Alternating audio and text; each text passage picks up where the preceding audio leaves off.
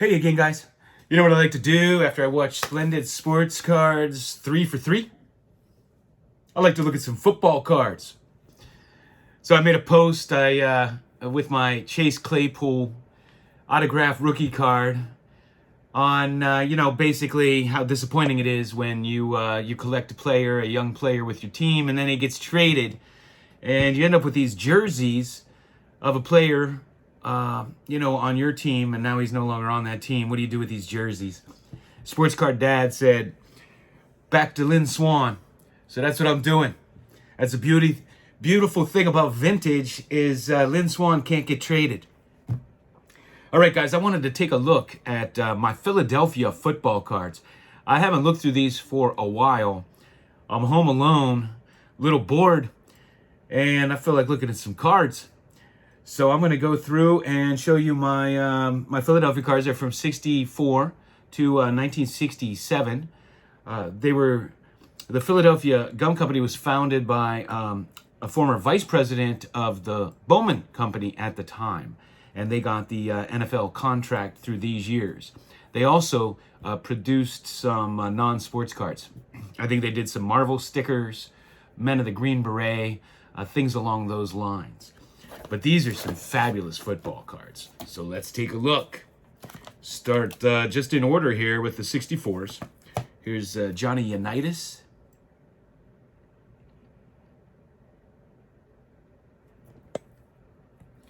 Jim Parker. I was just talking to Aaron Davis and Snoop last night.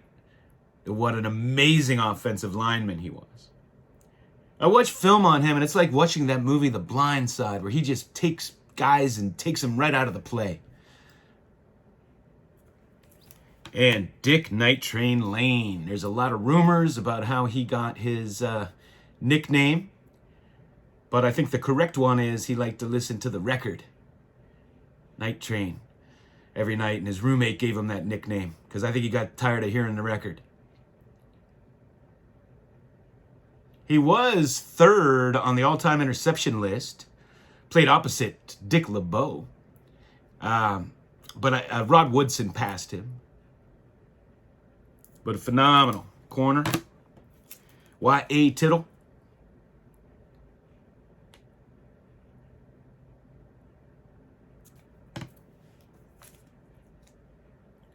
Joe Schmidt, good linebacker.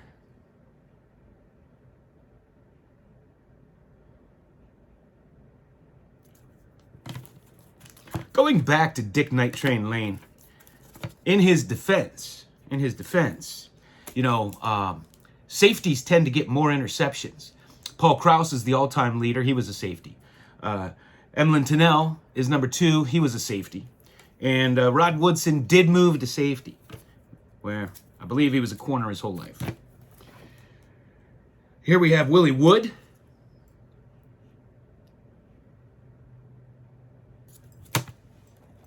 Now this is just a classic, one of the all-time great cards.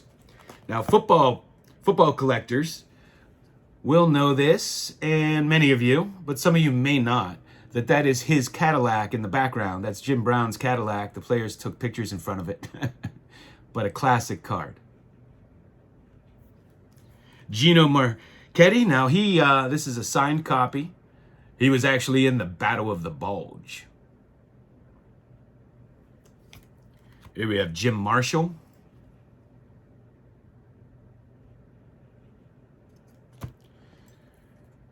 Ray Barry.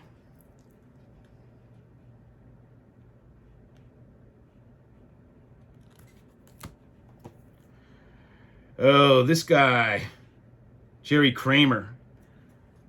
I think he's the one that was in all the famous photos after the first Super Bowl they won. John Henry Johnson. My father always told me what a great running back he was. Came up with, who did he come up with? Detroit, right? And played for my Steelers.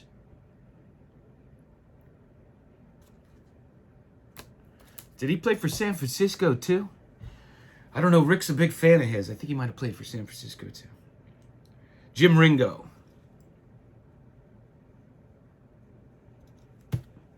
Don Meredith.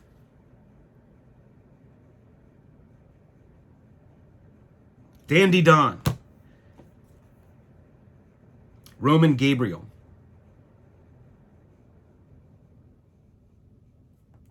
Bobby Mitchell.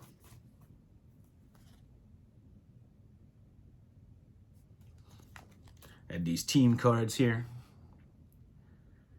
And the Philadelphia included these play cards. Show you some plays with the different coaches. I think people call the Lombardi his rookie card. I don't know. I guess technically it might be, but it seems a little silly sometimes to me. Forrest Gregg.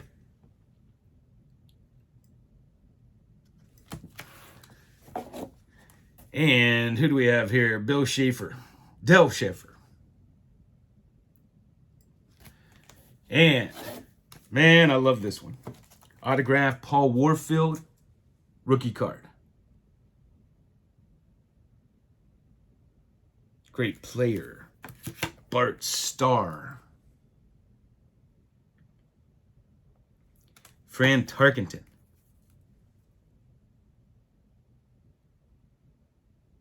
He invented the running quarterback. The only problem is he did it out of necessity, because otherwise he would have gotten killed. Mike Ditka. You won't find too many tougher football players than he was. And you also won't find a coach who trades his whole team away for Ricky Williams. Earl Morrall. He has quite the story. Always a backup, but when he would fill in, he would do so great. In fact, a lot of people don't know that he was the quarterback for the Colts in that season where Joe Namath beat him in the Super Bowl. Beat them in the Super Bowl. Johnny Unitas had a bad shoulder, separated his shoulder or something. He was out for the season. And Earl Morrall is the one that took him to the Super Bowl. Then in that Super Bowl, when they were getting beat, they brought Johnny in late in the game. But I have 2 Carl Eller rookies.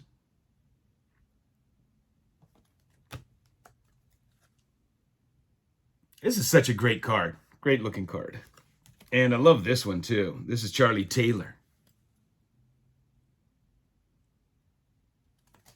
And Jim Taylor.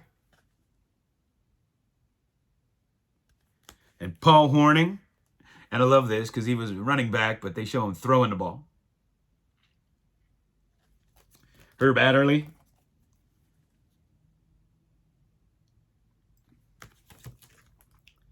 This is, who is this? Sam Baker.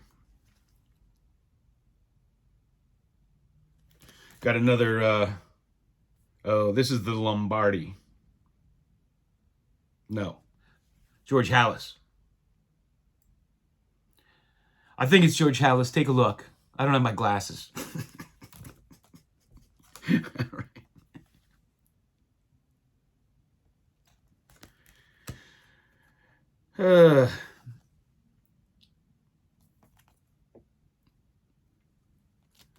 Fred Cox. Now, we're coming to one of my favorite all-time Philadelphia cards. One of my favorite all-time players. In my opinion, the best all-around running back to ever play the game. Was a receiver. Was a kick returner, punt returner. And one of the greatest running backs to ever play. This is my autographed Gale Sayers rookie.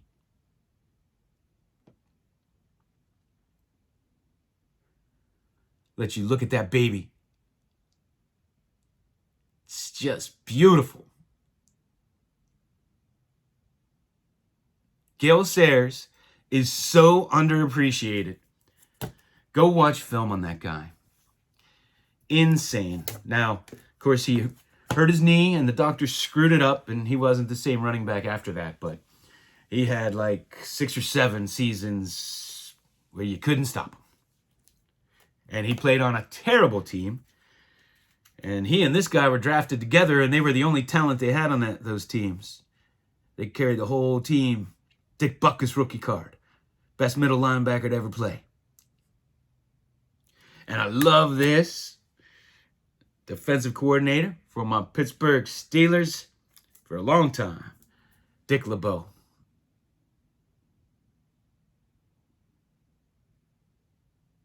He was a good cornerback too. In fact, I think he was at one time. I don't know. Rod Woodson probably. Well, no, he was probably ahead of him when I looked this up. But I think he was 7th on the all-time interception list, something like that. And this is just such a great card.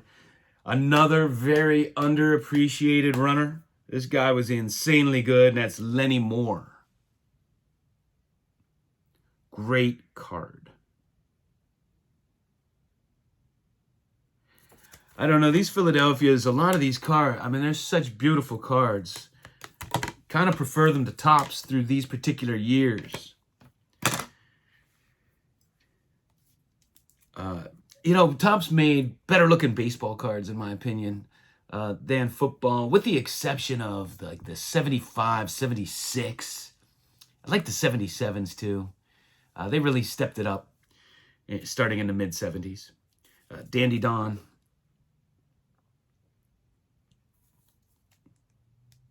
And this guy, Pat Fisher, he was a small little guy. Played with a lot of heart. They used to use him as an example of how to play. Very undersized. Had to get him. Now we get into my, this is my favorite set, the set I've been showing. This 66, I mean, it's just exceptional. Starting out with the two great rookies and these great looking cards. And then you got Johnny Unitas. You know, he threw touchdown passes in 47 straight games. And at the time, that was considered to be like Joe DiMaggio's hitting streak before they started changing the rules and everything. It was an incredible feat at the time. Bart Starr. Deacon Jones. He claims he's the all-time sack leader. They didn't keep sack stats when he played. Jim Taylor. This is the first Jim Taylor I got as a kid. I don't know whatever happened to it. So I grabbed another one a few years ago. Because when I went looking for it, I couldn't find it. I had traded off all my football for baseball at one time because I was trying to focus. And I kind of regretted that. So I spent a long time rebuilding my football collection. Alex Karras, another great looking card.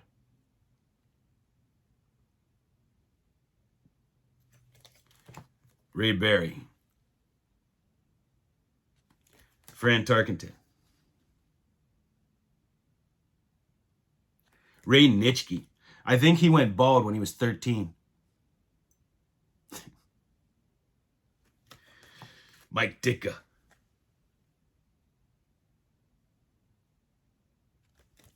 Now here we have Earl Morrall at his center. This is great. This is such a great card.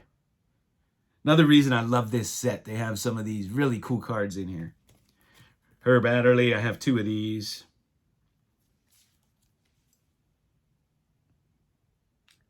Man, these are just some of the best football players that ever lived.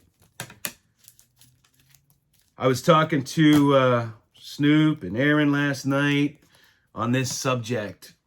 It's like, because of the changes in the rules, these guys, their stats are never going to compare. Plus, they play so many more games now than these guys did. They're just never going to compare. So they just are all underappreciated. Roman Gabriel, another one of those cool 2-player cards. I got another. I just love this card so much. I'll have as many as I can get my hands on. Charlie Taylor.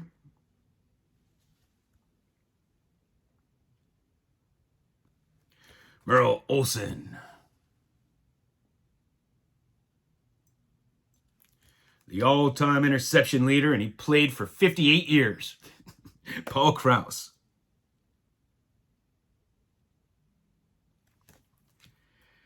Here we have Willie Wood. Forrest Gregg.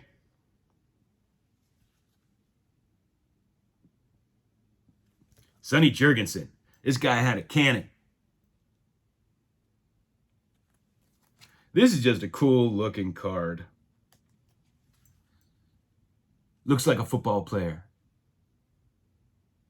Tommy McDonald. I don't know why. I was always fascinated with this guy's cards. He was a punter. But for some reason, I always pulled his cards growing up. John Mackey. I got this at a card shop in Columbia, Maryland. I was there for work, and I found a card shop, and I went in, and I had to buy a Colt card there, right? Because, I don't know, maybe some of you don't know, but the Colts were in Baltimore originally, so. And this is a cool card. He was a punt returner. Cool looking card. Just looks like he's taking, he's fielding punts in practice or warm up. And Roy Jefferson, good receiver. And he was a pretty decent running back, according to my father, Jim Butler, for the Steelers.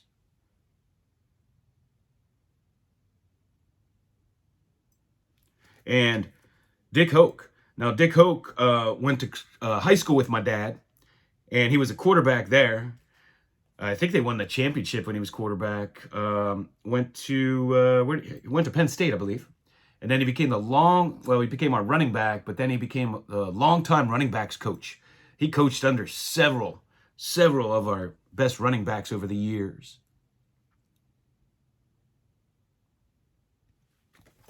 And Bobby Walden, he was the punter on the great Steel Curtain Steeler dynasty. I was just watching Super Bowl 10, the first one they went, or 9, rather. Super Bowl 9, the first one they went to against the Vikings. And he was booming them. And this is Larry Wilson. They invented the safety blitz for this guy. Never hear about him. We were talking last night, as I mentioned, I think twice already. But we talked for over 3.5 hours, so we talked about a lot.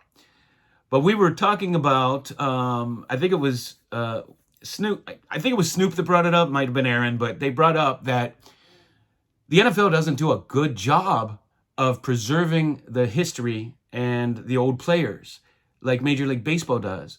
You know, I was watching the Baseball Hall of Fame induction ceremony, and they had all the living Hall of Famers. And so you get to see these guys over and over and over again. With baseball card products, they put the old players in there.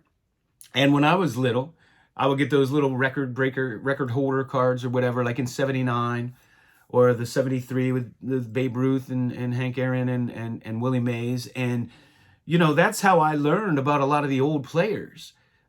So when they started putting new players or old players rather, into the modern sets, I originally thought it was stupid because nobody wants to collect a bunch of guys from 100 years ago on a modern card. But then I reconsidered it, because what is good about it is it does introduce young players to those players who they may not know of otherwise, you know? And they do that in football too, not to the same extent. And certainly not including some of the really good players that aren't, you know, the top 20. They don't go very deep, is what I'm trying to say. Like Phil Pios. I mean, you ever see him on a modern card? I mean, just phenomenal. Sid Luckman. Sid Luckman threw a touchdown pass every 5th pass. You don't see Don Hudson on modern cards. He caught a touchdown catch every 5th catch, and was just head and shoulders above everybody he ever played against. Won the receiving Triple Crown 5 times. The only one to do it more than once. His 99 touchdown total when he retired, and he played in very short seasons, like 9, 10, 11 games, was considered to be like Babe Ruth's home run record at one time. That's how good he was. And you don't see him on modern cards. So they don't do a good job of teaching us about these old players. I have to go onto YouTube and search them. So, anyway, done with that. Good lineman there. Not familiar with George there. A lot of these players I'm not familiar with.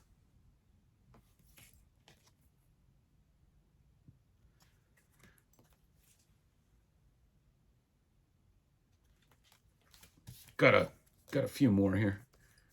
I'm going to skip to the 60. What do we have next? The 67s. Man, these are nice. Here's Herb Adderley. Great player. Mick Tingelhoff. He was a later addition to the Hall of Fame.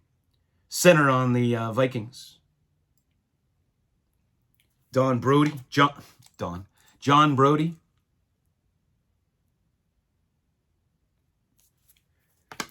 Dick Butkus.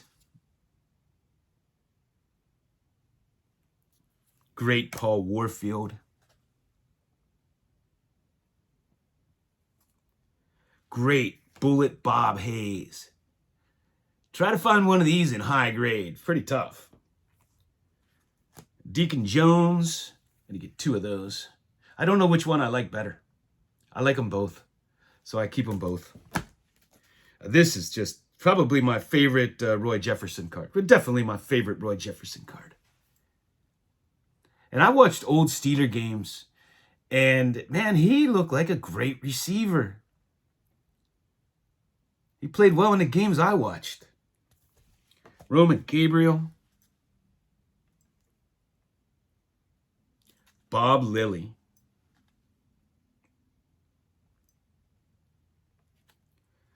Paul Hornung throwing again. Did he throw a lot of halfback passes? And this is a great card. One of the first football players I ever knew that wasn't a Pittsburgh Steeler, because when I was real little, I pulled his 1970 Kellogg's card. I didn't pull it. I don't know where I got it. I don't know if my mom kept it out of a cereal box for me, or somebody gave it to me, or I traded for it. I have no idea how it ended up in my collection, but it was one of the few early football cards I had. And so his name just always stuck with me.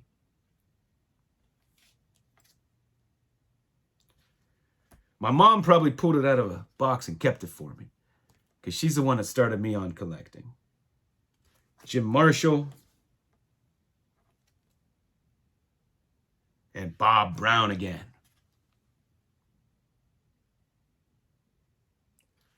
So those are my Philadelphia football cards. And this is my Lynn Swann jersey. And I don't think they're going to trade him.